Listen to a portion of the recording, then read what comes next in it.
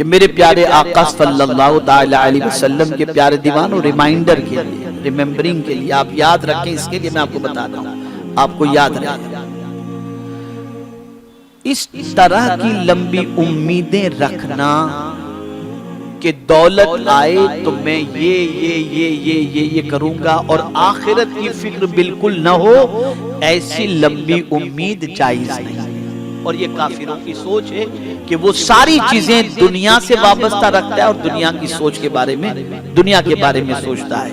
لیکن ایسی امید رکھنا کہ میرے پاس یہ سب آئے تو میں اس کے ذریعے نیک کام کروں، ایسی لمبی امید رکھنا، اپنے بچوں کے فیوچر کے لیے بنا کے رکھنا، یہ نہ ناجائز ہے نہ حرام ہے، ایسا کرنے کی شریعت نے اجازت دی ہے۔ اور ایسی چیزیں حلال ہی کے ذریعے کی جائیں، لوگوں کے پیسے غصب کر کے، انٹریسٹ سے کاروبار کر کے، ایسی سب چیزیں نہیں کرنی چاہیے کہ اللہ کے رسول صلی اللہ علیہ وسلم نے اس سے منع فرمایا ہے۔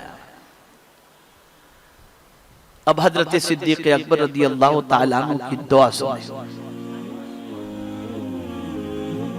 میں کہتا ہوں خدا کی قسم، ایسی جامع دعا ہے، ایسی جامع دعا ہے کہ اگر اسے بندہ اپنے ذہن میں محفوظ کر لے نا اور اپنی دعاؤں میں شامل کر لے تو اللہ کا بڑا کرم ہو جائے۔ صدیق اکبر رضی اللہ تعالیٰ عنہ دعا کرتے ہیں، اے اللہ دنیا کو میرے لیے کھول دے۔ کیا کر؟ یعنی دنیا کی نعمتوں کے دروازے مجھ پر کھول دے، لیکن مجھے اس سے بے نیاز کر دے، مجھے اس سے بے نیاز کر دے، یعنی مجھے اتنا تو دے دے کہ میں کسی کا محتاج نہ رہوں، لیکن مولا مجھے اس مال کے ملنے پر مال کی فکر نہ ہو، فکر ہو تو تیری فکر ہو۔ یہ سوچ تھی۔ اتفاق سے مجھے وہ عربی میں دعا اس وقت یاد نہیں، لیکن یہ دعا کا مطلب مجھے یاد ہے۔ تو یہ دعا کرنا کہ مولا مجھے بے پناہ عطا فرما، یہ ناجائز نہیں، لیکن اس کی محبت سے بچا دے، یہ دعا کرنا جائز ہے۔ مانگو اللہ سے، اس سے نہیں مانگو کسی سے۔ تو یہ مانگنا گناہ نہیں ہے، گناہ یہ ہے کہ اس کی محبت میں ڈوب کر آخرت کو بھول جانا، یہ گناہ ہے۔ تو میرے پیارے آقا صلی اللہ تعالی علیہ وسلم کے پیارے دیوانوں، آج مجھے جو چیز آپ کو سمجھانی تھی وہ یہ ہے، لمبی امیدوں سے کنارہ کشی اختیار کرو، بس یہ سوچو کہ آقا کریم صلی اللہ علیہ وسلم نے ارشاد فرمایا کہ جو سانس میری اندر جاتی ہے وہ سانس باہر نکلنے سے پہلے ہو سکتا ہے مجھے اللہ کی بارگاہ میں حاضر ہو جانا پڑے، یعنی موت کا مزہ چکھنا پڑے۔ آقا کریم صلی اللہ علیہ وسلم فرماتے ہیں کہ ہو سکتا ہے میں آنکھوں کی پلکوں کو جو بند کھولتا ہوں، پلک کے بند ہونے سے پہلے مجھے رب کی دعوت پر لبیک کہہ کر اس کی بارگاہ میں حاضر ہو جانا پڑے۔ تو آدمی اس طریقے کی سوچ بنا کر کے رکھے۔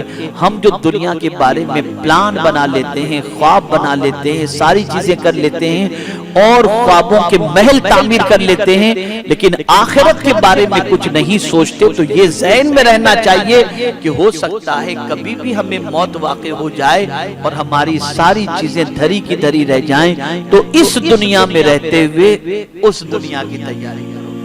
میرے پاس کل جمعہ کی نماز کے بعد ایک مفتی صاحب تشریف لائے، ایک صاحب سے انہوں نے میری گفتگو کرائی۔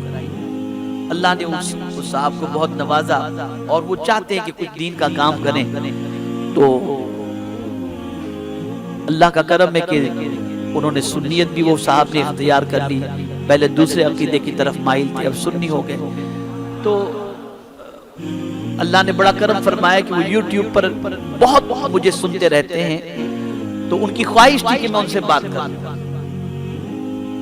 تو مجھ سے انہوں نے بات کرائی، تو قدرت نے ایک جملہ میری زبان سے نکلوا دیا۔ میرا کمال نہیں، اس کا کرم ہے کہ اس نے یہ جملہ کہلوا دیا۔